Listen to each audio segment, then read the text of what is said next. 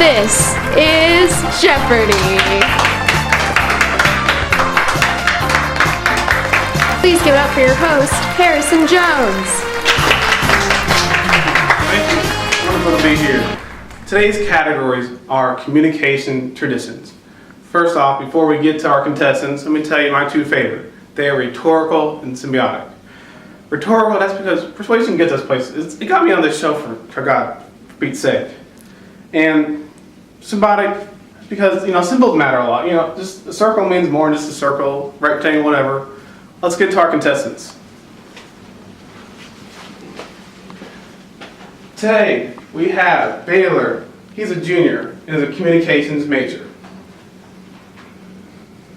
Our second contestant is Nikki. She's a sophomore. She's also a communications major.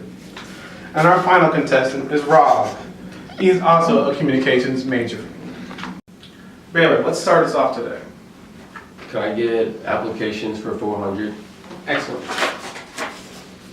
This application is looking for a high temperature as a sign of infection or birds flying south to signal the coming of winter. What is semiotic tradition? Correct. Go again.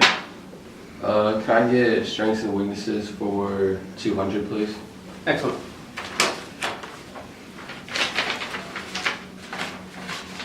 This tradition describes and explains how people create and maintain social structure through its complex approach that fails to recognize individuals in a system. Nikki. What is the cybernetic theory? Correct. Your turn. Can I have the definitions for 500? Excellent.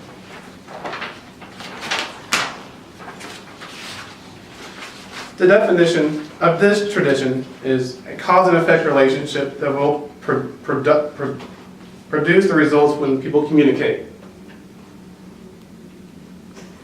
Can I have that again, please? This tradition is a cause and effect relationship that will predict the results when people communicate. What is socio-psychological tradition? Correct. Your turn. Can I please have applications for 100? This tradition's application involves surveys and controlled experiments. Taylor? What is socio-psychological tradition? Correct. Can I get strengths and weaknesses for 700, please?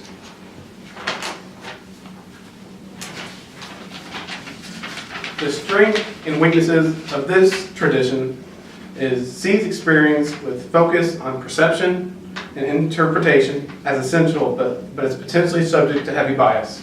What is the phenomenological tradition? Correct. Your turn. Can I have definitions for 200?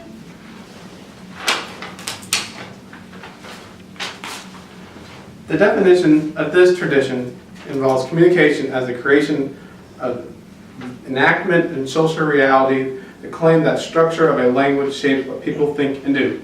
Rob? What is the socio-cultural tradition? Correct.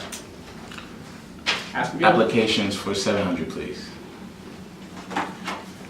The application of this tradition involves someone taking their swimming lessons more serious after almost drowning. Baylor? What is the phenomenological tradition? Correct.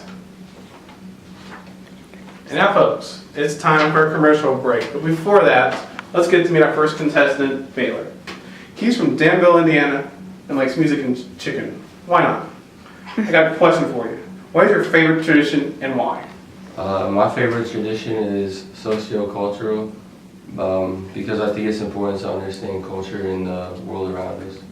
Cool. See you guys. Hi, my name is Dr. Alex, and I'm here to talk to you about why you should take on objective theory and utilize it in your life. First, what is objective theory? The objective approach is the assumption that truth is singular and accessible through unbiased sensory observation, and it's committed to uncovering cause-effect relationships. So what does this mean? How can you apply this in your life if you choose to go with objective theory? Well, there are 6 reasons why this is a good theory. It explains data, basically what we should focus on in a singular situation instead of all the details. It's a very short and simple answer. 2, it predicts the future. It can notice trends and patterns and see what humans and other social situations are going to play out to be in the future. 3, it's relatively simple. It strips things down to the bare bones. It's not very complicated. 4, hypotheses. We all like a good hypothesis. This theory is based on testing hypotheses and see if there is falsifiability and if it can be proven true or false. 5, there's practical utility in the objective theory. It tries to be useful and apply to everyday situations. 6, and final reason, is that there's a lot of quantitative research with objective theory. There's large amounts of evidence, just plain and simple. Large amounts means a good theory. What are some side effects if you decide to go with objective theory? Well, sometimes objective theory is not super people-oriented. It can seem kind of cold and utilitarian. The second side effect is sometimes there's a need for complexity. Sometimes simple arguments do not actually capture the entire picture. And the third and final side effect that you may experience with objective theory is that large amount of research don't necessarily always equal a good, a good theory. Sometimes large amounts of research do not have the good quality of research that we need to make a good theory in life. So I strongly encourage you to weigh the advantages, the strengths and weaknesses of objective theory and make your informed decision. Thank you. Baylor, go again. Can I get strengths and weaknesses for 400, please? Cool. The strengths and weaknesses of this tradition are considered easily understands and identifies in roles and communications, but often focuses too much on scope, overlooking the individual. Nikki? What is the sociocultural theory? Correct. Can I have definitions for 100, please? The definition of this communication tradition is a reflective challenge to unjust discourse, the control of language to perpetuate power imbalances. Rob? What is the critical tradition? Correct. Applications for 500. The application of this tradition involves folk tales. Is that the fried chicken tradition? Nope. No one else? The application of this tradition is actually the sociocultural tradition. Sociocultural. Baylor, My bad. give it again. Give it another try. Can I get strengths and weaknesses for 300?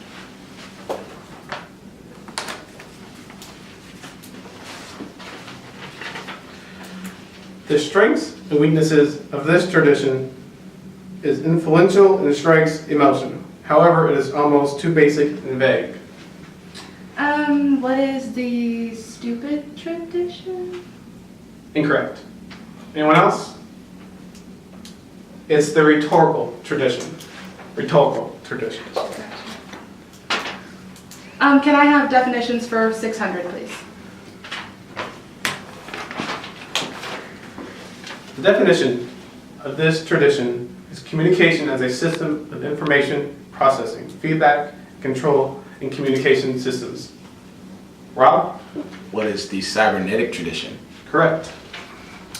Applications 200. The application of this tradition in real life would be the children's game telephone. Baylor? What is the cybernetic tradition? Correct. Ask again. Can I get strengths and weaknesses for 100, please?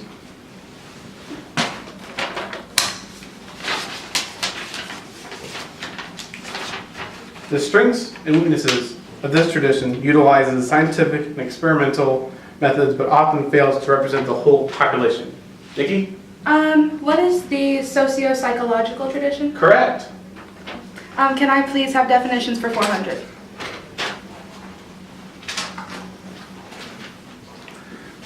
The definition of this communication tradition is communication as the process of meaning through signs, the study of verbal and nonverbal signs that often stand for something else and how their interpretation. Rob? Is that the get woke tradition? Incorrect. Anyone else? That is the symbiotic tradition. The symbiotic tradition. Applications for 600. Just keep going. We actually went 6. Now introduce. So we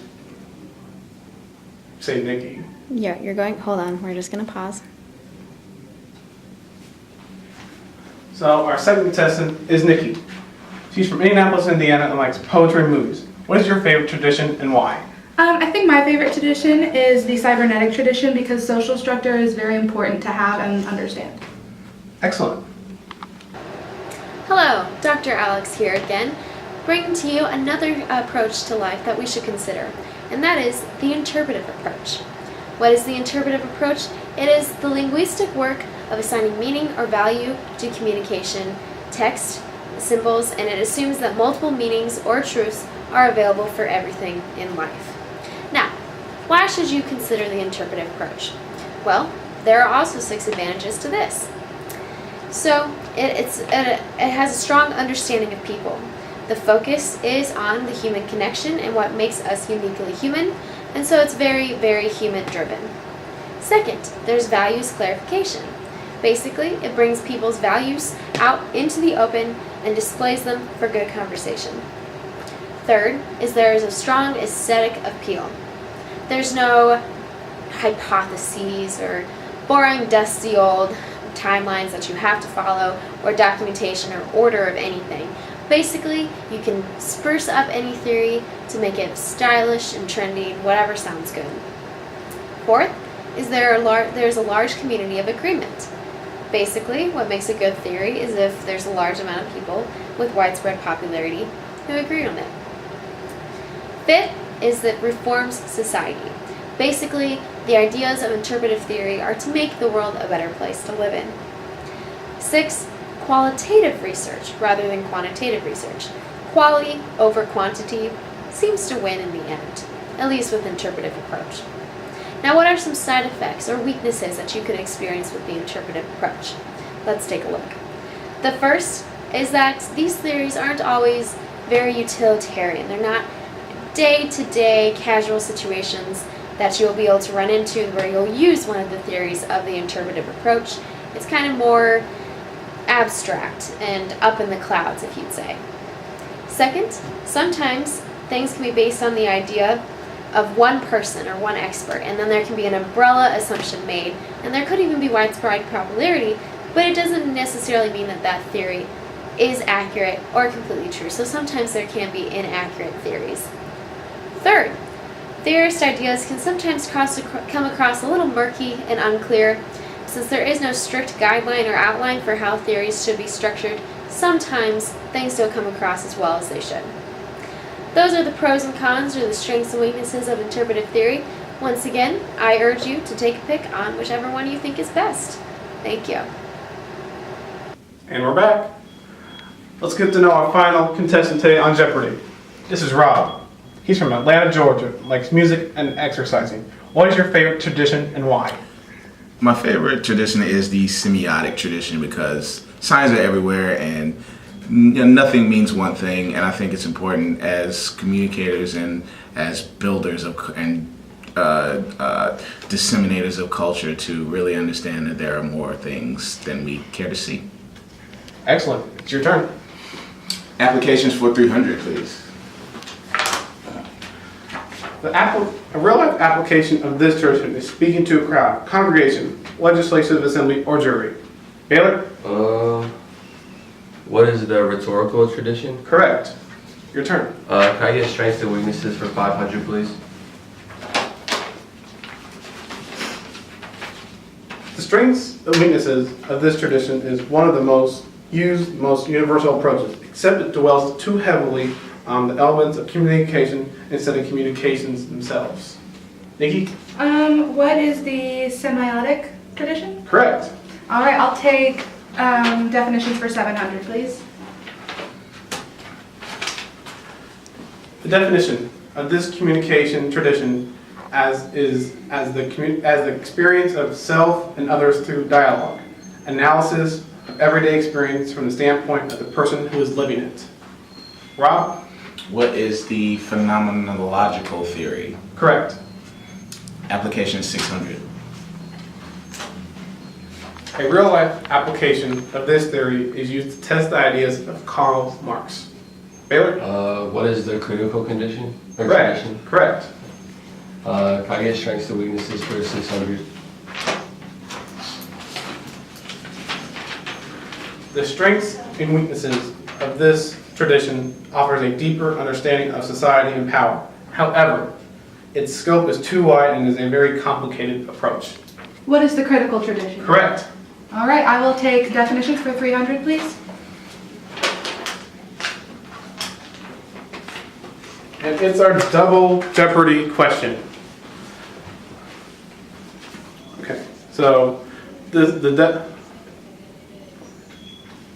definition of this communication is artful public address, using all available means of persuasion, focusing on lines of argument, organization of ideas, language use, and delivery in public speaking.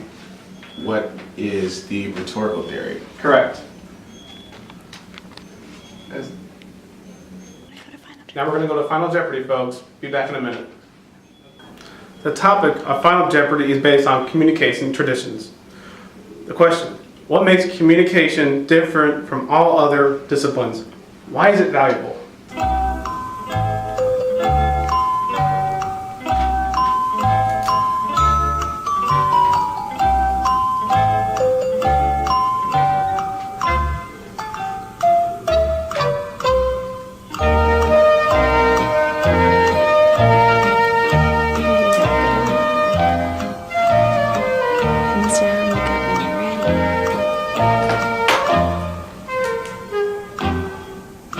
All right, Rob, your answer. The communication field is important because communication is something no one thinks about until it goes bad and you need people to help you communicate. So communication is a part of life and every facet of life as we live it. Nikki? I think that communication offers something that not many other disciplines do, and that's an understanding of a process that gets us to where we need to go. And it's valuable because if you really don't know what you're doing, then you're only going to get stuck and you're going to be in a bad place for the remainder of what you're doing. Excellent answer. Baylor? I believe communication is more personal than the other majors, and I think it's important because understanding people is a major part in solving society's problems. Congratulations! You're all winners on Jeopardy today! Here's our contestants. See you guys tomorrow, folks. Drive safe.